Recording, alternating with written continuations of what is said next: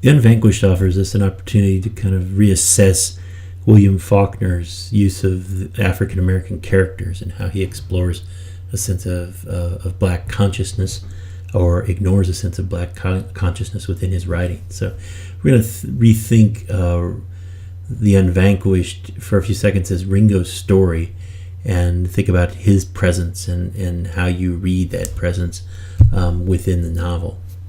It's a larger problem in American fiction that Ralph Ellison establishes and explores in his great essay 20th Century Fiction and the Black Mask of Humanity, written in 1946, where he writes, "Despite their billings as images of reality, these Negroes of fiction are counterfeits. They are projected aspects of an internal American symbolic process."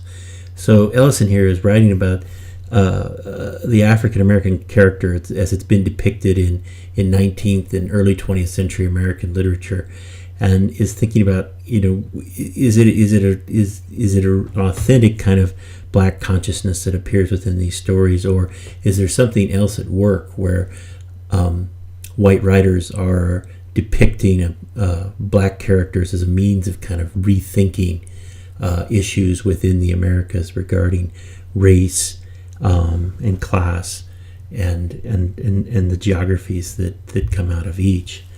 Ellison writes in the essay, "On the moral level, I propose that we view the whole of American life as a drama acted out upon the body of a Negro giant, who, lying trussed up like Gulliver, forms the stage and scene upon which and within which the action unfolds. The Negro stereotype is really an image of the unorganized, irrational forces of American life. The white individual seeks to be at home in the vast, unknown world of America." So what Ellison's proposing here, right, is the sense in which the story of Africans brought to this country offers white writers a space for kind of rethinking Americans' own sense of home and place within the land. And the question is, does Faulkner utilize African American characters in The Unvanquished to this role? So Bayard comes to understand himself and his life through his relationship with Ringo, and he kind of projects a false sense of consciousness on Ringo as the story develops. But if you read Ringo as character, as a presence within the novel, how does Ringo's character offer a way of reinterpreting Faulkner's novel?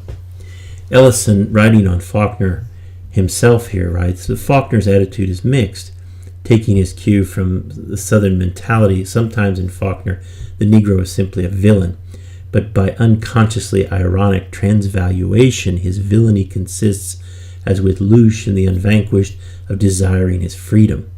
Or again, the Negro appears benign, as with Ringo of the same novel, who uses his talent not to seek personal freedom, but to remain the loyal and resourceful retainer.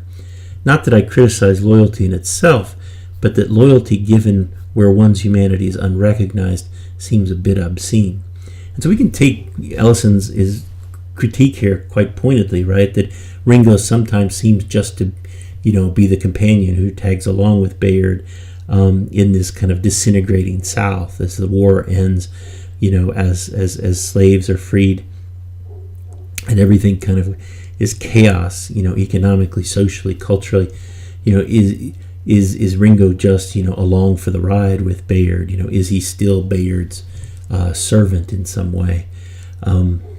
So it's a very pointed critique, as I say, But what happens if you kind of rethink Ringo's presence within the novel, as well as the presence of other African American characters in this novel? The great displacements that are set loose and ex-slaves leaving the plantations are part of the story.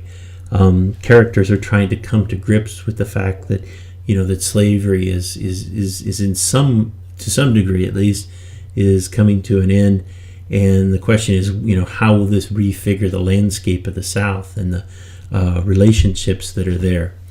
On page 91, Cousin Drusilla is trying to understand the movement of of ex-slaves leaving the plantations in large groups, where she says, "We couldn't count them, men and women carrying children who couldn't walk and carrying old men and women who have been at home waiting to die. They were singing, walking along the road, singing, not even looking to either side. The dust didn't even settle for 2 days because all that night they still passed, going to Jordan, they told me, going to cross Jordan." And so here, like this, the Southerners can't seem to conceive of, what does the South look like with, within a landscape of freed slaves? What could they want?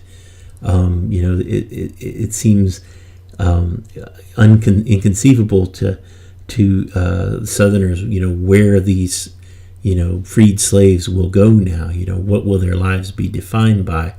And in some ways, Bayard's own kind of confusion gets reflected, in his inability to kind of read Ringo at points, or to read, what is his life going to look like at the end of the war. I think it's interesting, though, if you think about the kind of the ways in which Bayard and Ringo are, competitors to some degree here, whether that's for John Sartorus's attention, whether that's, where they will, go in this changed world. It's interesting how Bayard narrates that world, and if you give Ringo's presence a little bit more place, right? How do you see him observing these things? So, a statement on page 91 with the, with the racial slur in it that Faulkner writes, "I've been having to hear about ends all my life." In what ways, is Ringo just making kind of the simple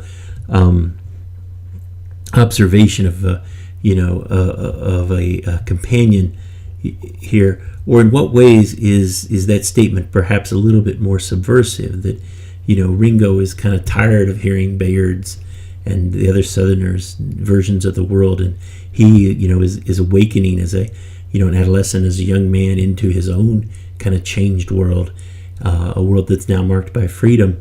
In what ways is his consciousness shifting in the middle of that?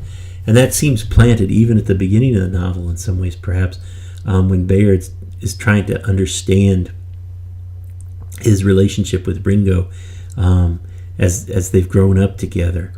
As he writes, or as he tells on page 7, "But now it was that urgent, even though Ringo was an end too, because Ringo and I had been born in the same month and had both fed at the same breast, and had slept together and eaten together for so long that Ringo called Granny, Granny, just like I did, until maybe he wasn't an N anymore, or maybe I wasn't a white boy anymore, the two of us neither, not even people any longer, the two supreme, undefeated, like two moths, two feathers riding above a hurricane." It's interesting to me, this sense of competition that develops in the novel between Bayard and Ringo, or how Bayard perceives that sense of competition in a way. At points, Ringo seems perplexed by what Bayard doesn't recognize, or what Bayard doesn't know, or, Ringo sometimes even seems one step ahead of him, as they take the next step in the novel, as they grow as young men. And so as we continue this novel by Faulkner, perhaps think a little bit more about how Ringo's presence is perhaps the story that's untold within the text. How do you read Ringo's presence as Bayard kind of works out a sense of how this world works after the war?